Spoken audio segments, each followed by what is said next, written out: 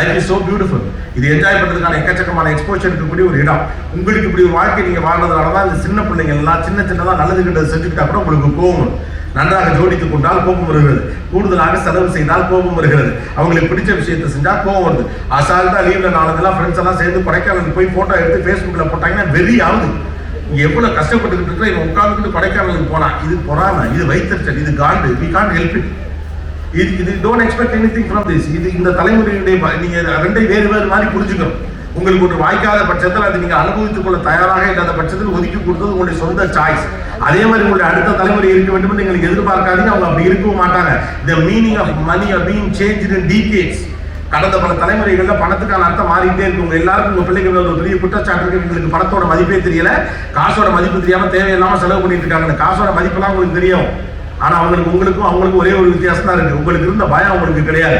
நாளைக்கு காலையில என்ன பண்ணுவோம், நாளைக்கு காலையில ஒண்ணு இல்லாட்டி வா பார்த்துக்கலாம், கவலையே பட மாட்டாங்க. வாய்ப்புகளே பெரிய அளவுக்கு இல்லாத காலகட்டத்தில் உள்ள அந்த உங்களுக்கும் எந்த வாய்ப்பை எடுத்துக்கொள்வது என்று தேர்வு செய்யக்கூடிய அளவுக்கு வளர்ந்திருக்கக்கூடிய சமூகத்தில் இருப்பவர்களுக்கும் நிறைய வித்தியாசம் உண்டு. அவங்க அப்படிதான் இருப்பாங்க. நீங்க அதனால மீனிங் ஆஃப் மணியை சேஞ்ச். அதுதான் நான் சொன்னேன், ஒரு காலகட்டத்தில் பணத்துக்கு எந்த மீனிங்கும் கிடையாது, அதுக்கு ஒரு அர்த்தமே கிடையாது. அதுக்கு பிறகு ஒரு பண்டமாட்டுன்னு ஒன்று இருந்துச்சு, நான் கத்திரிக்காய் கொடுத்தா நீ மாங்காய் கொடுப்பேன், முடிஞ்சு போச்சு.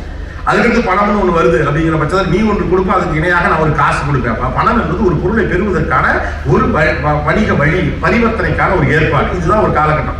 அதுக்கடுத்த மனுஷன் கண்டுபிடிச்சா பணம் இருக்கிறவனா கொஞ்சம் பயப்படுறாங்க, அதிகாரம் என்பது பணம் அப்படின்னு தோணுச்சு. ஏன்னா பணத்தை நிறைய வைக்கிறவன் நிலங்களை கொண்டு வந்தான், நிலங்களுக்கு கீழே நிறைய பேர் வேலைக்கு வந்தாங்க, அவங்கள இவங்களுடைய சொல் பேச்சு கேட்டாங்க. அப்ப என்னாச்சு, பணம் என்பது அதிகாரம் என்று புரிந்து கொண்டது. அப்ப பணத்துடைய மீனிங் பேரு அதிகாரம். அதுக்கப்புறம் ஒரு காலகட்டம் வந்துச்சு, பணம் என்பது நம்ம கையில இருக்க வரைக்கும் அதிகாரம், நம்முடைய தலைமுறைக்கு சேர்த்து விட்டு அது உங்களுக்கு பாதுகாப்பு அப்படின்னு சொல்லி மிடில் கிளாஸ் ஆரம்பிச்சோம். குறைஞ்சபட்சம் ஒரு வீடு வாங்கணும்டா, குறைஞ்சபட்சம் ஒரு நிலத்தை வாங்கி போட்டணும்டா, கொஞ்சமாவது தங்க சேர்த்து வச்சிருந்தா நம்ம ஆரம்பிக்கப்பட்ட காலகட்டத்தில் பணம் என்பது பாதுகாப்பு. இந்த மீனிங் ஆஃப் மணி என்ன, ப்ரொடெக்ஷன். அப்ப அதுக்கடுத்து ஒரு காலகட்டம் வந்துச்சு, டிஸ்போசபிள் இன்கம் இந்தியாவில் இவ்வளவு இருக்கு. உங்களுக்கு ஒன்று தெரியுமா, ரொம்ப கன்சர்வேட்டிவா செலவு செய்யப்படக்கூடிய நாடு என்று அறியப்படக்கூடிய இந்தியாவில தான் அதிகமான பேமெண்ட் கேட் வழியா எக்கச்சக்க பணம் செலுத்துறோம். உலகத்துல இருக்க அதிகமான பணம் செலுத்த நீங்க கார்ட்ல வச்சு அமேசான்லையும் மத்த இத்தியாதி வகையான சைட்டுகள்ல போய் அவ்வளவு பொருளை வாங்கி குவிக்கிற ஆளுங்க முழுக்க நம்ம ஆளுங்க தான்.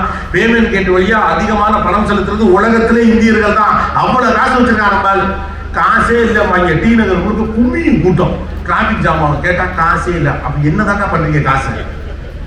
அப்ப அடுத்த தலைமுறைக்கு என்ன அப்படின்னு கேட்டா, இவனுக்கு ஒரு நம்பிக்கை வந்துச்சு, இன்னைக்கு மீனிங் ஆஃப் மணிக்கு பேர் ஃபன், அவ்வளவுதான். 25,000 கிடைச்சுன்னா ஒன்னா ஃப்ரெண்டுக்கு சேர்த்து அவன் பார்ட்டி வைப்பான், நீங்க ஒண்ணுமே பண்ண முடியாது.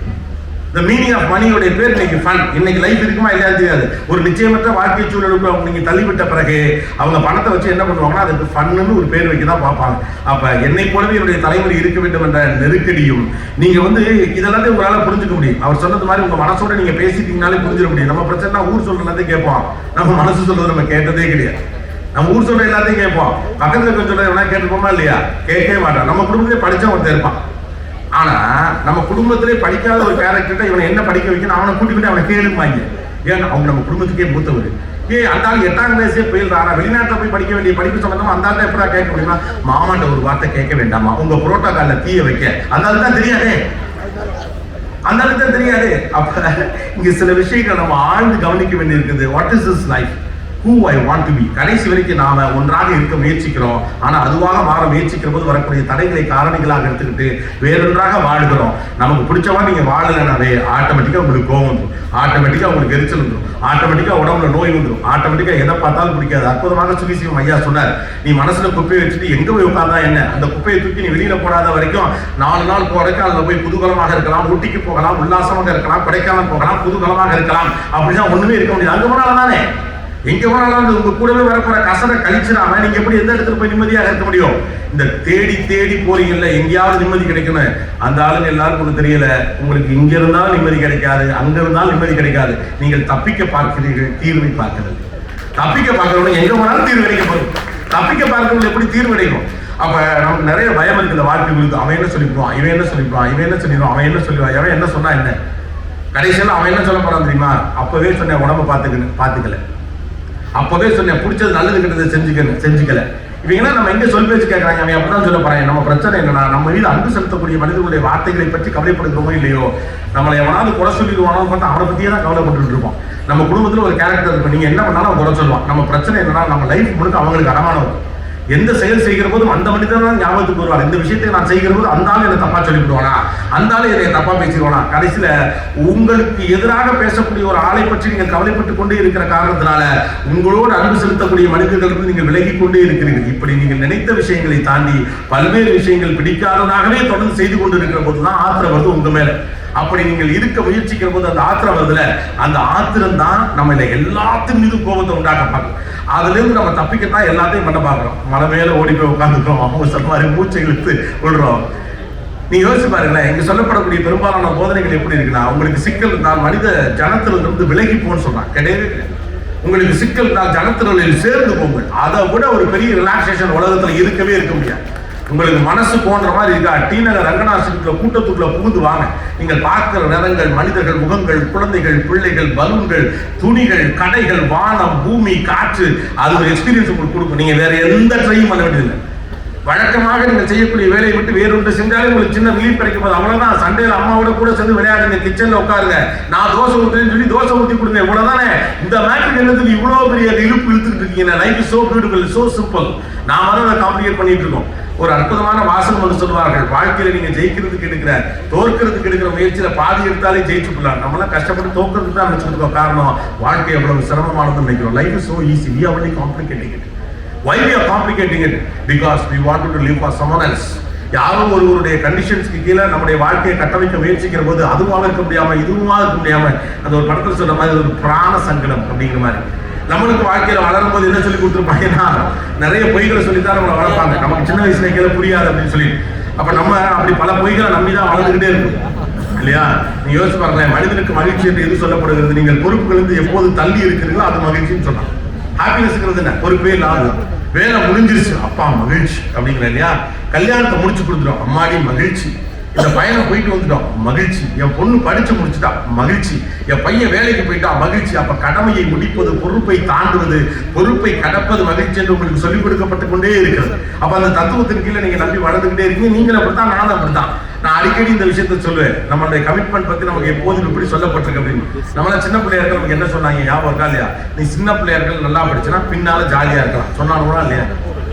சொன்னாங்க. எல்கேஜி பிள்ளைகள்லாம் சொல்லுவாங்க, இப்ப நீ நல்லா படிச்ச பின்னால ஜாலியா இருக்கலாம். ஏன்னா படிப்பு என்பது சிரமமானது, கஷ்டமானது. அதை நீ சிரமப்பட்டு செய்து விட்டால் எதிர்காலத்தில் நீ மகிழ்ச்சியாக இருக்க இப்போது நீ சிரமப்படணும் அப்படிமா. அப்ப பொறுப்பு என்பது மகிழ்ச்சியானது இல்ல, சிரமமானது. அந்த சிரமமான ஒன்றை நீங்கள் கடந்த பிறகு 7 கடல் தாண்டி அந்த பூதம் இருக்கிற மாதிரி உங்களுக்கு மகிழ்ச்சியும் ஒன்று இருக்கு. அதை நீங்க போய் டேக் ஓவர் பண்ணிக்கலாம் அப்படின்னு உங்களுக்கு சொல்லப்படுது. அது எனக்கும் சொல்லப்படுது.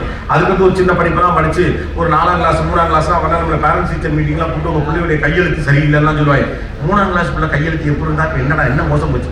10வது நம்ம ஊரே ஒன்று, நம்ம கையெழுத்து நல்லா இருந்தா தான் தலையெழுத்து நல்லா இருக்கும். மேட்சிங்லாம் செமையா சொல்லுவாங்க. நான் பார்த்த வரைக்கும், நான் சின்ன பிள்ளையா இருந்தப்பெல்லாம் பெரிய பணக்காரர்கள் அறிவாளிகளாக இப்ப நிறைய பேரை நம்ம பார்க்கிறோம். அப்பெல்லாம் டாக்டர்ஸ் தான், ஒரு பெஞ்ச் மார்க்ல டாக்டர்ஸ் தான்.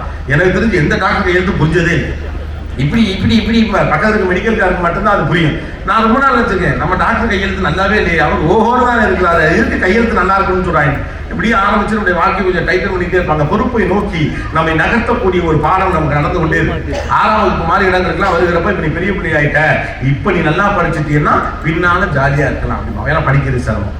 பொறுப்பு என்பது சிரமமானது, பொறுப்பை கடப்பது மகிழ்ச்சியானது. இதுதான் நமக்கு சொல்லிக் கொடுக்கக்கூடிய பாடம். அடுத்த 8ஆம் கிளாஸ் வந்தோன்னு சொல்லிவிட்டாங்க, இதெல்லாம் ESSLC 10ஆம் கிளாஸ்ல நீ 490 மார்க் எடுக்கணும்னா இப்போதிலிருந்தே ஒழுங்காக படிக்க வேண்டும். 10ஆம் வகுப்பை மட்டும் நீ கடந்து விட்டால் அதுக்கப்புறம் வந்துச்சுதான். அதுக்கப்புறம் ஜாலியா சொன்னாங்களா? சொன்னாங்களா இல்லையாப்பா? எனக்கும் சொன்னாங்க. இப்போ ஒன்றும் இல்லை, இதே டயலாக 50 வருஷமா சொல்றாங்க. ஸோ 10th ஸ்டாண்டர்ட்ல சூப்பரான ஒரு மதிப்பெண் பெற்று விட்டால் போதும், அதுக்கப்புறம் நீங்க ஜாலியா இருக்கலாம் அப்படிங்கிறது மகிழ்ச்சி. ஏன்னா 10th ஸ்டாண்டர்ட் பொறுப்பிலே மகிழ்ச்சி கிடையாது, பொறுப்பை கடப்பது மகிழ்ச்சி. நம்மளுக்கு கஷ்டப்பட்டு படிச்சு எல்லாம் முடிச்சுட்டு பைத்தியம் ஆகி 10ஆம் கிளாஸ்ல இந்த கொரோனா புரோட்டோக்கால்லாம் வர்றதுக்கு முன்னாலே இந்த புரோட்டோக்காலை ஃபாலோ பண்ண ஒரே பரம்பரை நம்ம பரம்பரை தான், தெரியுமா இல்லையா? வீட்டில் ஒரு 10ஆம் கிளாஸ் படிக்கிற பையனோ பொண்ணோ 12th ஸ்டாண்டர்ட் படிக்கிற பையனோ பொண்ணோ தான் ஏற்கனவே இங்கே புரோட்டோக்கால் நடைமுறை தான் இருந்துச்சு. அவங்களுக்கு தனி ரூம், அவங்களை யாரும் பார்க்க முடியாது, அவங்களும் யாரையும் பார்க்க முடியாது. கேபிள் டிவியை கட் பண்ணிடுவாங்க. தாயப்புள்ள கல்யாணத்துக்கு எதுக்குமே போக முடியாது. கிளவி செத்தா கூட போட்டோ எடுத்தாந்து டெட் பாடியை காட்டுவாங்க. ஏன்னா நீ 10th படிக்கிறேன். தட்டு இப்படி உள்ள வரும். யாரோட அண்ணன் தண்ணி புழங்காம இருக்கிற அந்த கொரோனா புரோட்டோக்கால் எல்லாம் WHO முன்னாடி கண்டுபிடிச்ச பரம்பரை நம்ம பரம்பரை. ஸோ சொல்லி முடிச்சு 10th ஸ்டாண்டர்ட்ல ஒரு 450 மார்க்லாம் எடுத்துருவோம் அப்படிங்கிற நம்பிக்கையோட பரிச்சை முடிச்சு ஹிஸ்டரி ஜாகிரபி பேப்பர்லாம் முடிஞ்சோடனையும் பைத்தியத்திலிருந்து தெரிஞ்ச மாதிரி கத்தி ஒடியாதான் வாசலே அப்பா நிப்பார் தம்பி 11th பப்ளிக் ஆயிப்பார் வச்சிருக்கீங்களா இல்லையா? சரி புக்கு ஹையர் செகண்டரி மட்டும் நீ நல்லா படிச்சுட்டா அதுக்கப்புறம் என்ன ஜாலியா இருக்கும். அம்மாக்கள் டயர்டே ஆக மாட்டாங்க. அதுக்கப்புறம் ஜாலியா இருக்கலாம், அதுக்கப்புறம் ஜாலியா இருக்கலாங்கிற ஒரு கதையை நம்மகிட்ட சொல்லிக்கிட்டே இருப்பாங்க. 11th standard and 12th standard நல்லா கஷ்டப்பட்டு முடிச்சு நல்ல மார்க் எடுத்து முடிஞ்சு இனிமேல் லைஃப்னா அடுத்த ஆரம்பிங்க எங்க படிக்கிறதுமாங்க, அதுவும் பெரிய வேலை முடிச்சுட்டு ஒரு கல்லூரியில் போய் நீங்கள் சேர்த்தோம். நம்ம எல்லாம் இருப்போம், பழைய படத்தெல்லாம் பார்த்துட்டு ஒரு காலேஜ் நம்ம போவோம். பாய்ஸ் இருப்பாங்க, கேர்ள்ஸ் இருப்பாங்க. கேர்ள்ஸ்லாம் ஷார்ட் ட்ரெஸ்லாம் போட்டுட்டு ஸ்டைலாக வருவாங்க. நம்ம ஒரே ஒரு நோட்டு மட்டும் எடுத்துகிட்டு போகலாம். போன உடனே ஒரு சாங் எப்படி எழுதி வச்சுப்பாங்க நினைக்கிறேன். 12th லீவில் போன உடனே சாங் இருக்கும். டீச்சர்ஸ்லாம் எதுவுமே கண்டுக்க மாட்டாங்க. அந்த காரிடாரில் ஓடலாம், ஒடியாடலாம், பேஸ்கெட் பால் விளையாடலாம், உங்களுக்கு பிடித்த விஷயங்களை செய்யலாம். நம்பி நம்ம போனால் இதுக்கு ஸ்கூலே தேவையில்லைங்கிற மாதிரி இருக்கும் காலேஜ். அங்கே போனோடனே முதல் நாளே சொல்லுவேன், தம்பி இது பள்ளிக்கூடம்ல தம்பி வாழை சுருட்டிட்டு உட்காரணும், காலை உடச்சு விடுவோமாயே. அம்மாவுக்கு நீங்கள் ஒரு ஃபோட்டோ பண்ணுங்களேன், என்னம்மா நீ சொன்ன ஸ்கூலெல்லாம் முடிச்சா காலேஜ் ஜாலியாக இருக்குன்னு சொன்னியம்மா, எல்லாம் முடிஞ்சு போச்சு இனிமேலாம் நிம்மதியாக இருக்கலாம் நினைச்சமா, இவங்க என்னமா ஃபர்ஸ்ட்லேருந்து நோண்டு பேண்டு கழுவு சொல்கிறாங்க அப்படின்னு நீங்கள் கூப்பிட்டீங்கன்னா அம்மாவுக்கு 3 வருஷம் கஷ்டப்பட்டு படிச்சிட்டீங்கன்னா அதுக்கப்புறம் நீ ஜாலியாக இருக்க. சரி தொலைவு பார்த்த பொண்ணு பழகின பையன் யாருக்கிட்டே பேசாம மம்மி திட்டும் அப்படின்னு சொல்லி வெறும் படிப்புலேயே கான்சென்ட் பண்ணி கஷ்டப்பட்டு படிச்சு கிடிச்சு முடிச்சு அப்படியே வெளியில வந்தோம்னா ஒரு கேம்பஸ்ல ஏதோ ஒரு வேலை கிடைச்சி ஒரு கம்பெனி போனா முடிஞ்சு அவ்வளவுதான், செட்டில், இனி ஹாப்பி இல்லையா அப்படின்னு நினைச்சா அவங்க மைசூர்ல ஓரியன்டேஷன் ப்ரோக்ராம்னு போடுவாங்க. உடனே அங்கே உட்கார வச்சு கும்முன்னு கும்பிடுவாங்க. அவன் அங்கேருந்து கதறி அடிச்சுக்கிட்டு அவன் சொல்லுவான், தம்பி இதுவரைக்கும் நீ படிச்சாலும் ஒண்ணுமே இல்லைம்மா, இதே 16 வருஷம் படிச்சிருக்கேன்டா, கையெழுத்துக்கு அடி வாங்கினது தொடங்கி 16 வருஷம் படிச்சிருக்கேன்டா. எல்கேஜி அட்மிஷன் வாங்குறதுக்கு ப்ரீகேஜியில் பெரிய ஸ்கூல்ல சேர்க்கறதுக்காண்டி வீட்டில் ஒரு கேஜின்னு நர்ஸு கொண்டாந்து ஸ்கூல்ல தொட்டுலேன்னு அந்த ஒன்றை போட்டுக்கிறாங்க. இப்படி படிச்சு வந்த விட்டு அம்மாவுக்கு போன விட்டு, அம்மா நீ என்னமா சொன்ன, காலேஜ் படிச்சு முடிச்சு ஒரு வேலைக்கு வந்துட்டா அதுக்கப்புறம் சந்தோஷமா இருக்கலாம்னு சொன்னியம்மா, இவன் ஃபர்ஸ்ட்லேருந்து ஸ்டார்ட் பண்றாமா, இதுவரைக்கும் நீ படிச்சதா ஒண்ணுமே என் ப்ராஜெக்ட்டுக்கு மறுபடியும் படிக்கலாமா, நான் என்னமா செய்யலாம், இன்னும் 3 வருஷம் வல்ல கிடைச்சிக்க நல்ல சம்பளத்துக்கு வந்துட்டேன்னா உனக்கு ஒரு கல்யாணம் பண்ண போறோம். கல்யாணம் பண்ணா உன்னை பார்க்க ஒருத்தி வந்துட போறான், அவனை ஸ்டார்ட் பண்ண மறுபடியும் கமான் லெட்ஸ் ஸ்டார்ட். பக்கத்து சீட்டு பண்ணது அப்படியே நவத்தி வைக்கல, இங்கே வர மம்மி திட்டம் 3 இயர்ஸ் நோ டச் பேசாது சொல்லு, சொன்னா கேளியா எனக்கு பிடிச்சிருக்கியா, அதெல்லாம் கிடையாது 3 இயர்ஸ் 3 வருஷம் முடிஞ்சு சம்பள உயர்வு இத்தியாதி வகையரா நம்ம பொறுப்புகளை எல்லாம் கடந்தாச்சு, சந்தோஷமா இருக்கிறோம் அப்படின்னு நீங்க நினைச்சுக்கிட்டு இருக்கப்போ உங்களுக்கு கல்யாணம். ஏன்னா இப்ப நம்ம முடிவு பண்ணியாச்சு, கல்யாணத்துக்கு அப்புறம் மகிழ்ச்சி சொல்லிட்டாங்க, அப்படித்தான் சொல்லியிருக்காங்க. 3 வருஷம் முடிஞ்சு போச்சு, நல்ல சம்பாத்தியத்துக்கு வந்தாச்சு, நல்ல ஒரு இடத்துல பொண்ணை பார்த்தாச்சு, ஒரு பையனை பார்த்தாச்சு, கல்யாணம் பண்ணி வச்சாச்சு, இவன் ரெட்டியா இருக்கான், மகிழ்ச்சியா இருக்க. இவனுடைய சிந்தனை எல்லாம் ஒன்னே தான். கௌதமன் படம், மணிரத்னம் படம்லாம் பார்த்து ஒரு சீக்வன்ஸ்லாம் மைண்ட்ல செட் பண்ணி வச்சிருப்பான். ஒரு பொண்ணு காலையில குளிச்சு ஈரத்தலையில பாதி தவட்டாம அப்படியே ஒரு டவலை மட்டும் தலையில கட்டிட்டு ஒரு சாங்கோட புகை மூட்டமா அந்த பொண்ணு வந்து ஒரு பெட் காஃபி நமக்கு கொடுக்கும்.